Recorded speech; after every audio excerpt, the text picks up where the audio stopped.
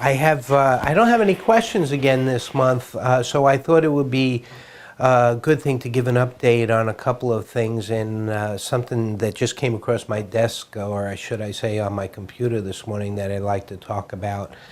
First thing I want to talk about is the lodge renovation.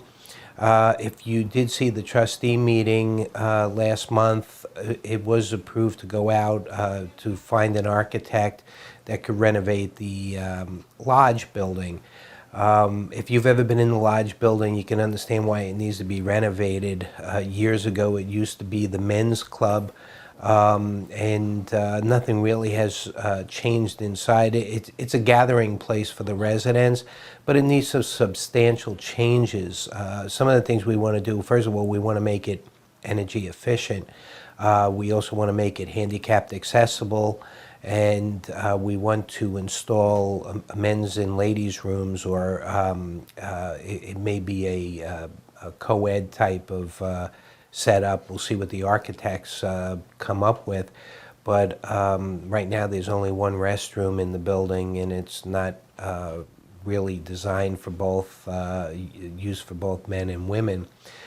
So we have architects coming. As a matter of fact, right now, at the time of this taping, the architects will be arriving this morning at 9 o'clock. So we'll be doing a walkthrough of the facility, and we're looking for them to present something to us that would be suitable for the needs of the residents in the village. Because we have 3 architects providing bids on this, there's a whole process that is involved. Once they submit their proposals, we will review it, and when I say we, there's a subcommittee that will be reviewing and meeting with the architects. And hopefully our goal is by mid-October to select an architect that will do the job with some idea of real cost estimates. We're looking right now at spending about $500,000, but their input on whether or not that can be accomplished will be determined at some point in the process. Once we select an architect and recommend that architect for the renovation, we do have to go back to the trustees, or I should say the directors of the foundation, for their approval and the okay to spend the money to do this renovation, or do the design and bid out for contractors to do the renovation. The second thing is tennis courts. It was also approved by the directors at the trustee meeting that we go forward with. It's actually a multi-phase project. The RFQs that went out to the tennis companies includes 3 pieces. First is to install 2 new tennis courts on the Triangulum property. That property is adjacent to the upper parking lot of the activities building. That's part number 1. Number 2, it had been discussed many times over about having a recreation park on this property. By the way, this property is approximately just a little bit shy of 1 acre.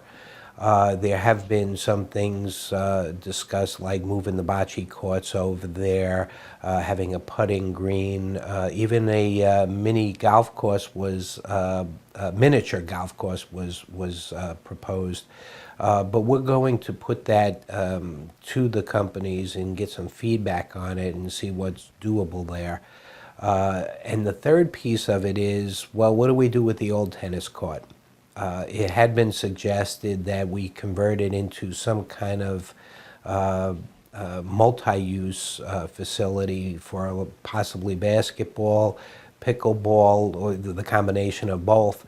And anything else, we're hoping to get some good feedback from the contractors on what the current trends are in various communities.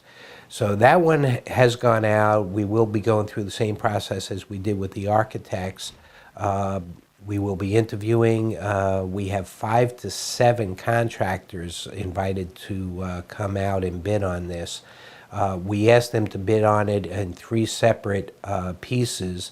So this way, if it is decided at some point that we don't want to do all three, that we only want to do one or two, we have those separate costs available and we can make a determination on it.